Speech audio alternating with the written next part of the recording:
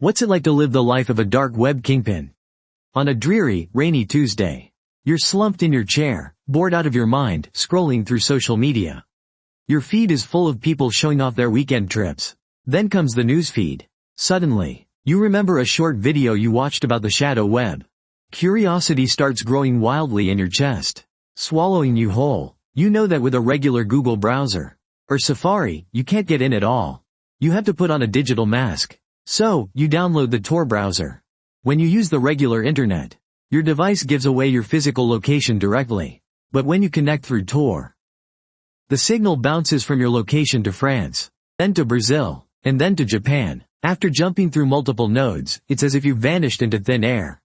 You type in a string of random, scrambled letters for a web address, and hit enter. The page slowly renders, revealing a primitive, 90s-style site, just plain text. Not a single image in sight. It's a marketplace, kind of like an online shopping site. Only the shelves aren't stocked with books. They're filled with information, passwords, classified files, and software exploits that let you break into people's mobile devices. One notice catches your eye. An employee database from a major tech giant, priced at 5 digital coins, which adds up to hundreds of thousands in regular currency. You lean back in your chair, suddenly realizing the dangerous possibilities.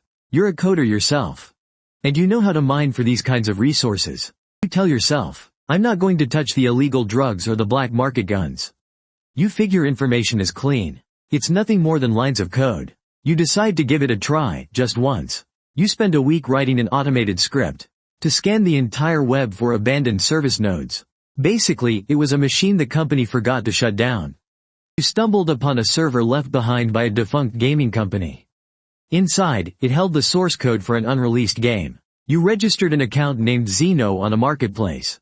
You listed the code for a price of $200. And then, you waited. You went to class like always. You had dinner with your family. You acted completely normal. When you got back to your computer, a notification popped up. Item sold. You checked your account. The payment had cleared. A rush of excitement you'd never felt before hit you. It was far better than any winning moment in a video game. You had created value out of thin air. You felt smarter than the whole system. You kept repeating this behavior. You managed to get your hands on a list of login credentials for a streaming platform. You sold them off in less than 10 minutes. But then, you hit a snag. The marketplace took a 10% cut as a fee. You thought to yourself, why should I let them skim off the top? I'm the one providing the goods. At that moment, a seed was quietly planted. You were no longer content with just being a seller. You wanted to be the one running the game. Building a marketplace on the shadow network is incredibly tricky. You couldn't exactly hire a front-end designer. You spent your entire summer break writing code, constructing a site you called the Vault. You set your own rules. No violence allowed. No selling physical goods. Only digital items could be traded. You told yourself, this made you a respectable outlaw. When the Vault first went live, it didn't make a splash at all. After all, in this dark corner of the web, trust is the only real currency. So, you spun a web of lies. You created 20 fake identities. You had them talk to each other in the forums. This guy is legit. User number 1 posted. The deal was done in the blink of an eye. User number 2 chimed in to agree. The plan worked perfectly. Real people started signing up. By the first month, you'd cleared $500. By the 6th month, you were bringing in $20,000 a month. You were only 17, and you were already out earning your teachers. But the problem was, you couldn't just spend the money. If you bought a car, your family would definitely ask where it came from. If you wired it to the bank, the tax authorities would trace it back. You had to find a way to launder the profit. You started with the small stuff, buying gift cards, physical goods, and in-game items, then reselling them for cold, hard cash. You told your family you'd won a programming competition. Your mother smiled, sighing, oh my wonderful child, I'm so proud of you.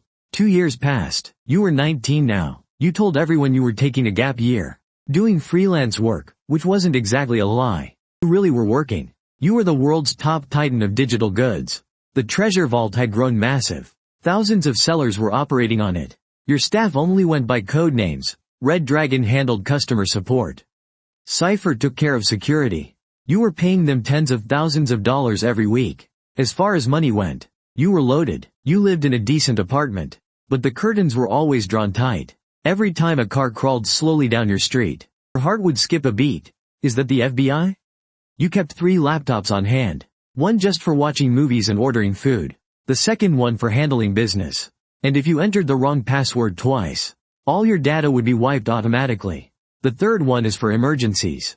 It's stashed in the bathroom ventilation duct. One night, you're chewing on some cold pizza. Cypher sends a message. We've got a situation. Someone's trying to hack the server. All signs point to the feds. Your hands go ice cold in an instant. If they find that server, they'll get their hands on the logs.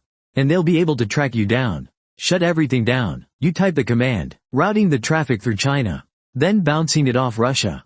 Things are getting ugly. Cypher replies. They've deployed a new type of tracking.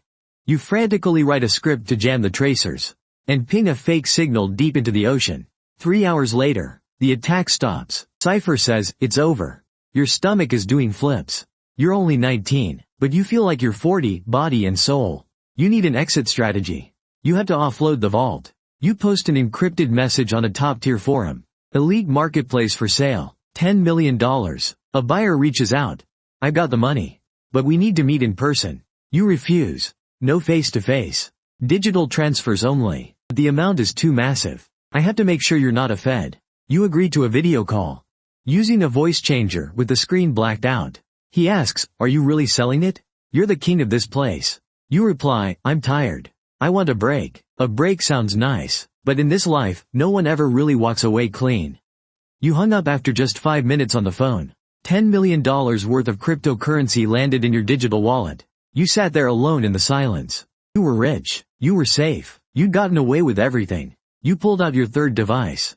You grabbed a hammer and smashed the hard drive into plastic shards and dust. You packed your bags. You headed for the airport. You picked a destination at random, New Zealand. You pushed open your apartment door. Standing outside were 6 men. They were wearing tactical vests with FBI stamped on them.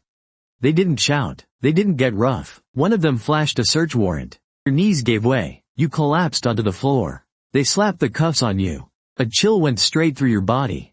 They shoved you toward a black SUV. You caught the terrified looks of your neighbors. The interrogation room had no windows. There was only a metal table and a one-way mirror. A man in a gray suit walked in. He slid a photo across the table. It was you, from 2 years ago.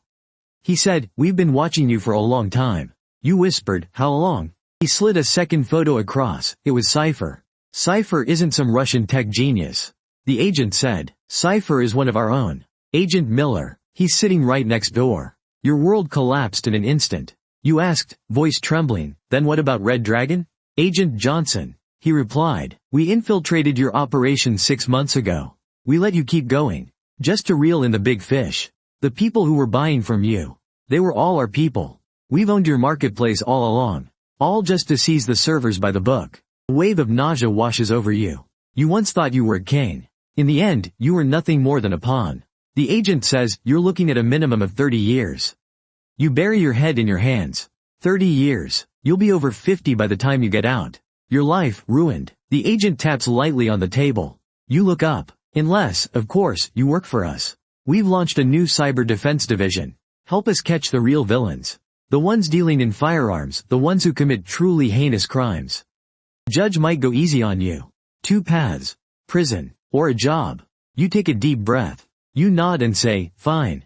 I agree. The agent smiles faintly. He reaches out, welcome to the team. Suddenly, his fingers begin to pixelate and dissolve. The flags melt away. The walls recede. The metal table vanishes. Everything sinks into darkness. Then, white text emerges from the void. Simulation terminated. Candidate number 409. Scenario. The king. Conclusion. Failed. You blink. Adjusting to the bright room. Your head feels heavy. You take off the bulky virtual reality headset. You aren't in an interrogation room. You aren't 19. You are 25. You are in a glass cubicle.